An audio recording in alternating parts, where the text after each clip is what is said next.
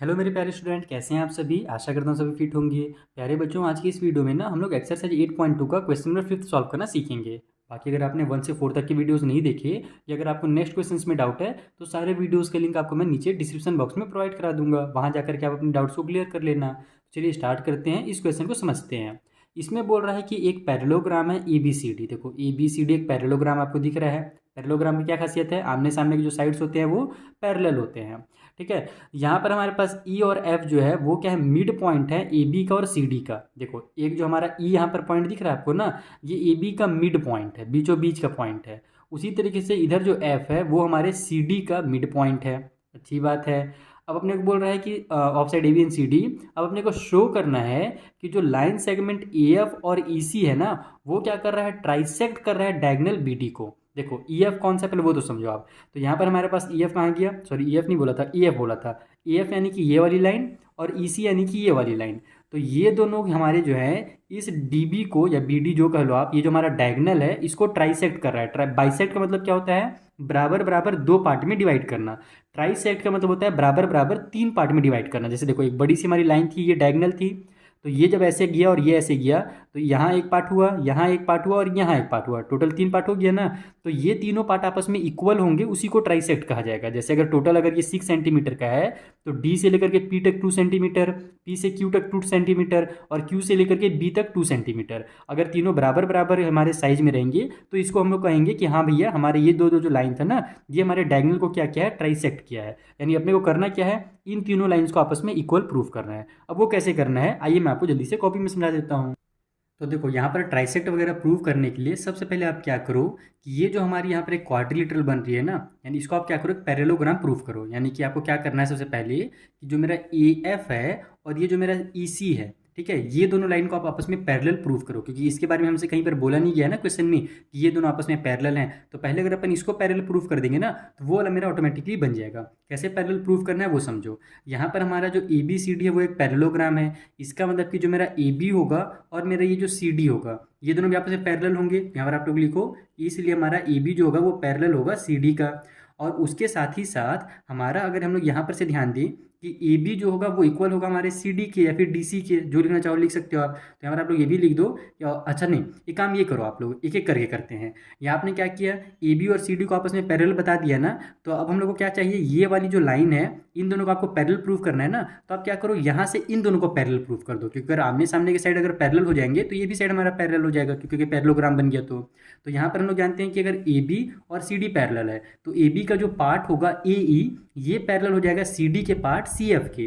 यानी कि हम लोग यहाँ पर लिख सकते हैं इसको कि अगर ए बी और सी डी पैरेलल है तो ए ई और हमारा जो ये वाला सी एफ है ये भी आपस में क्या होगा, पैरेलल होगा ही होगा। क्योंकि ये दोनों क्या है, इसके ही तो पार्ट हैं, जो बड़े वाले हमारे साइड से उसके पार्ट हैं। उसी तरीके से हमारा ए बी और सी डी आपस में अगर इक्वल है तो ये दोनों भी आधा आधा क्या होगा, इक्वल होगा। क्योंकि हमसे साफ साफ बोला गया था कि ई क्या है, मिड पॉइंट है। तो इसको आप पहले ऐसे लिखो कि जो ए बी है वो इक्वल है हमारे सी डी के। ठीक है, तो यहाँ पर अगर अपन ए बी का आधा कर दें यानी इतना कर दें, क्योंकि ई हमारा मिड पॉइंट था, तो हाफ ऑफ जो ए बी होगा वो इक्वल हो जाएगा हाफ ऑफ सी डी के, है ना। यानी यहाँ से यहाँ तक के।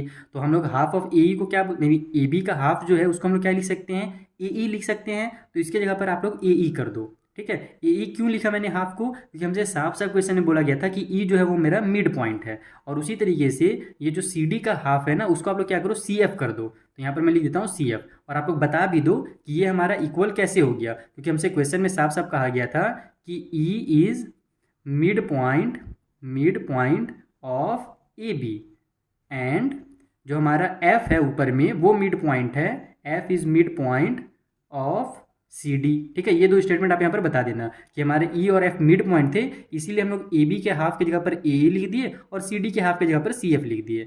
तो अब अपने को यहाँ से देखो दो चीज़ मिल रहा है, इक्वेशन नंबर 1 और इक्वेशन नंबर अगर आप इसको 2 ले लेते हो तो देखो ए ई जो है मेरा वो पैरेलल है सी एफ के, और साथ ही साथ ए ई जो है मेरा वो इक्वल है सी एफ का। इसका मतलब कि हमारा ये जो होगा एक पैरेललोग्राम होगा। तो यहाँ पर आप लोग लिखो फ्रॉम इक्वेशन 1 एंड 2। इक्वेशन 1 और 2 से हमें समझ में आ गया कि हमारा जो ए ई सी एफ ये जो एक क्वाड्रिलेटरल बन रहा है ना, ये एक पैरेललोग्राम है, इज अ पैरेललोग्राम। सो इसलिए अगर ये पैरेललोग्राम है तो हमारा जो ए एफ होगा और ये जो मेरा ई सी होगा ये दोनों भी आपस में क्या होंगे, पैरेलल होंगे। यहाँ पर आप लिख दो, so A F is parallel to EC. ठीक है, एक चीज़ भी हमको मिल गया, हमको जो शुरू में चाहिए था, ये दोनों को आपस में पैरेलल प्रूफ करना था, ये हमने यहाँ पर कर दिया। अब पैरेलल प्रूफ करने से फ़ायदा क्या हुआ है आप लोग को वो समझो। हमको क्या करना था, ये यहाँ से यहाँ तक की पॉइंट्स, फिर यहाँ से यहाँ तक और यहाँ से यहाँ तक आपस में इक्वल प्रूफ करना था ना।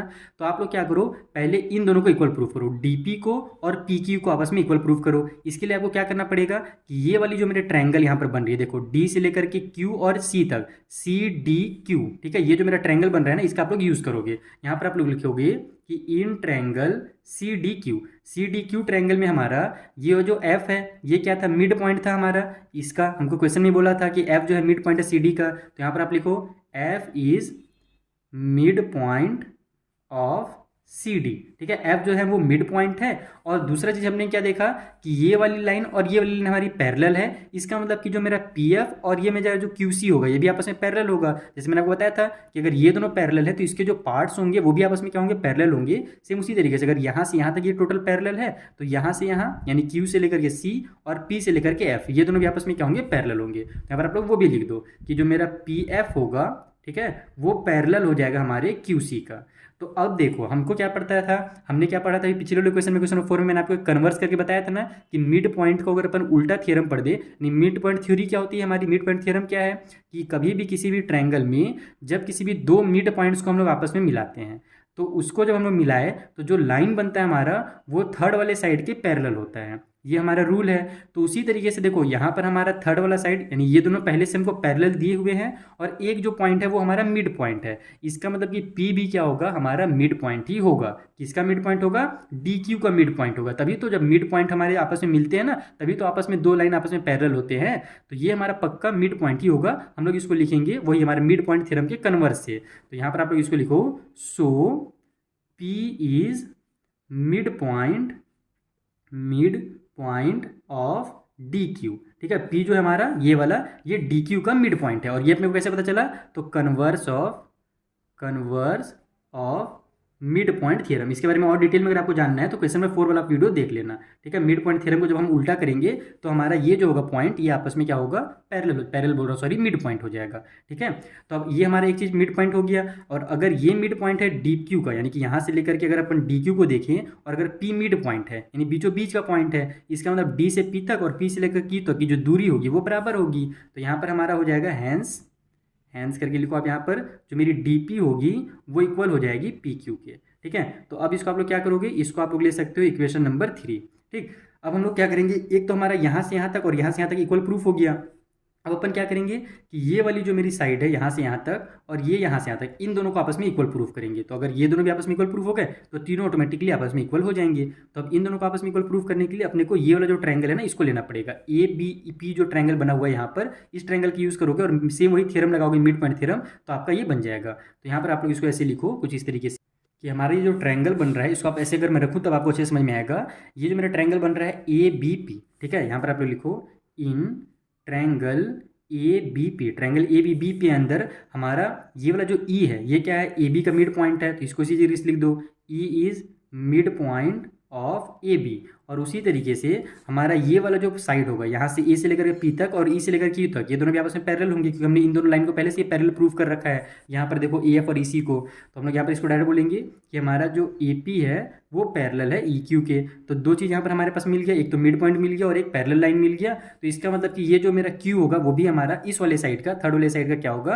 आपस में मिड पॉइंट ही होगा। अगर हम लोग जानते हैं ना मिड पॉइंट रहता है तभी थर्ड वाले साइड का ये पैरेलल होता है। तो क्यू भी हमारा जो होगा मिड पॉइंट होगा किसका, पी से लेकर के बी तक का। तो यहाँ पर लिखोगे so Q is mid point, M P लिख दे रहा हूँ शॉर्टकट में, ऑफ पी बी। ठीक है, पी बी का ये हमारा मिड पॉइंट हो गया। और अगर ये हमारा मिड पॉइंट है तो हैंस इसलिए हमारा यहाँ से क्या हो जाएगा भैया, अगर ये मिड पॉइंट है तो मेरा पी क्यू और क्यू बी ये दोनों भी आपस में इक्वल हो जाएंगे। तो यहाँ पर आप लिख दो कि मेरा जो होगा पी क्यू वो इक्वल हो जाएगा हमारे क्यू बी का। और यहाँ से हम लोग इसको इक्वेशन नंबर 4 ले लेते हैं। तो अगर आपको दिखे इक्वेशन नंबर 3 और 4 में, तो फ्रॉम लिखो आप यहाँ पर, फ्रॉम इक्वेशन 3 एंड 4। अगर अपन 3 और 4 में देखें तो डी पी और पी क्यू इक्वल है और पी क्यू और क्यू भी इक्वल है। तो ये तीनों आपस में क्या हो जाएंगे, इक्वल हो जाएंगे। यानी कि डी पी हो जाएगा मेरा इक्वल पी क्यू का और पी क्यू इक्वल हो जाएगा हमारा क्यू बी का। यहाँ पर देखो डी पी कौन सा है, तो डी पी यहाँ से यहाँ तक है, ये हमने इक्वल किया पी क्यू का और पी क्यू को इक्वल कर दिया क्यू बी का। तो तीनों क्या हो गए, हमारे आपस में इक्वल प्रूफ हो गए।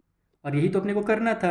अगर ये तीनों आपस में अगर इक्वल हैं, इसका मतलब ए एफ और ई सी जो है ये क्या कर रहा है, डायगनल को हमारा बाइसेक्ट कर रहा है, बाइसेक्ट सॉरी ट्राइसेक्ट कर रहा है। तो यहाँ पर आप इसको इसी तरीके से लिख सकते हो कि so A F and E C trisect the diagonal B D. Last में स्टेटमेंट बना करके आप यहाँ पर जरूर लिखना अगर आप फेयर कॉपी में बनाओगे तो। आई होप आपको बहुत अच्छे समझ में आ गया होगा। अगर अभी भी कुछ डाउट हो तो आप लोग मेरे से इंस्टाग्राम के थ्रू या टेलीग्राम के थ्रू पूछ सकते हो, उनका लिंक भी मैं आपको नीचे डिस्क्रिप्शन बॉक्स में दे दूंगा। बाकी थोड़ा सा बड़ा क्वेश्चन है तो एक बार वीडियो को आप लोग जरूर फिर से देख लेना, ताकि आपको जो डाउट है ना वो अच्छे से क्लियर हो जाए, और प्रैक्टिस भी जरूर कर लीजिएगा। चलिए मिलते हैं नेक्स्ट वीडियो में, तब तक के लिए थैंक यू फॉर वॉचिंग।